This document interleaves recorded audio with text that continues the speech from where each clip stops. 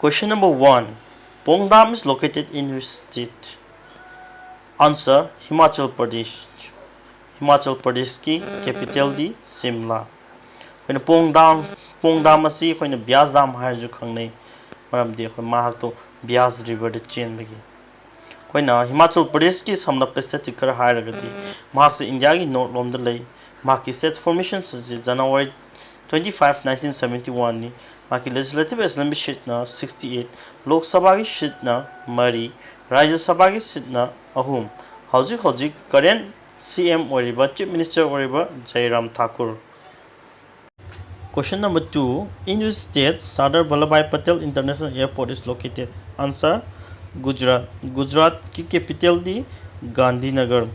हाइरिबा state asi अखोइगी India की westernmost संगबा state amani. महाकी समलप्पा Gujarat की समलप्पा state जिकर हाइरगदि अखोइगी महाकी स्टेट फॉर्मेशन सजी 1960 फर्स्ट में नि अखोइगी लेजिस्लेटिव असेंबली की सीट ना 182 सीट्स, लोक सभा की सीट ना 26 सीट, अखोइगी राज्य सभा की सीट ना अखोइगी 11 सीट्स नि. Question number 3. Which city is called Pink City? Answer: Jaipur. Jaipur है अखोइगी स्टेट अमगी कैपिटल नि स्टेट अदु राजस्थान नि राजस्थान की capital Jaipur. Next, question number 4. Who is the inventors of fountain pen? Answer: Petrarch Pioneru.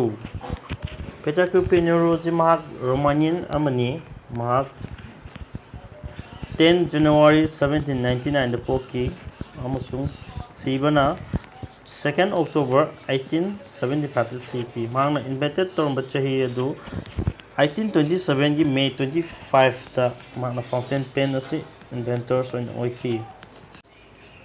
Question number 5. What is the old name of Singapore? Answer: SINGA PURA. Singapore asi अखोइगी 1819 की ममांगदा कइदौबा अखोइगी Singapore asi अखोइना SINGA PURA हाइना खंगनरमी. In which state Eden Garden is located? Karam state ta Eden Garden habishi laige hangani. Answer: West Bengal. West Bengal gi capital di kaino Kolkata. Hairibasida akhoi Eden Garden chilai. Eden Garden have di kaino akhoi cricket ground amani cricket stadium amani. Marks 1864 da sagiba akhoi India ki second largest cricket stadium amani. Question number 7. In which state Tungabhadra Dam is located? Answer: Karnataka. Karnataka की capital दी Bengaluru. Tungabhadra Dam जे अखोइना Pampa Sagar Dam है जो खांगने माकी river माकी चेलिबा इचल river की ममिंग ना Tungabhadra river नि. कर्नाटका की अखोइगी Samlap state जिकर हाइरगदि माकी state formation से 1956 की 1 नवंबर नि. माकी लेजिस्लेटिव असेंबली ना सिमाई लेजिस्लेटिव असेंबली की सीट ना 225, लोक सभा की सीट ना 28, राज्य सभा की सीट ना 12. Question number 8. In which state Rangit Dam is located? Answer: Sikkim. Sikkim की अखोइगी capital the Gangtok.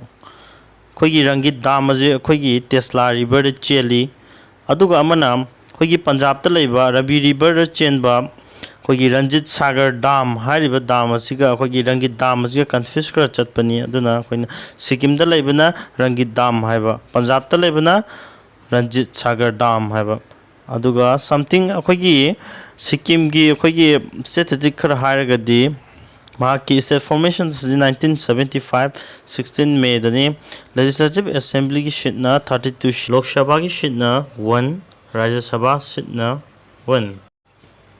Question number 9. On which river Rana Pratap Sagar Dam is constructed? Answer: Chambal. Chambal asi अखोइगी Rajasthan दगी नि.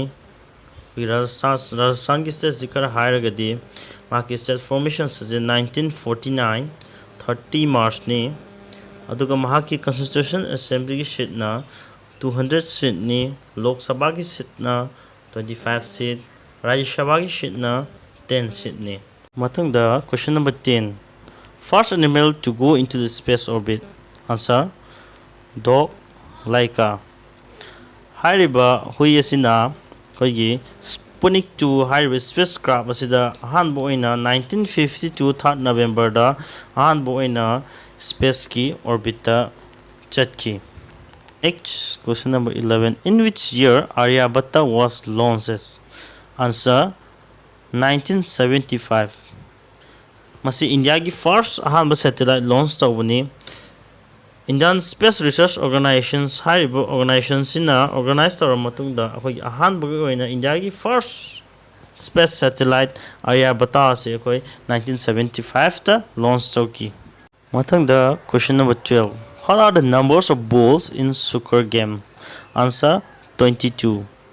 Masi akoina pool harga ju khangna baduni market ball se 22 balls sui. Question number 13. Headquarters of ISRO is located at. Answer Bengaluru. ISRO habadi Indian Space Research Organizations habani.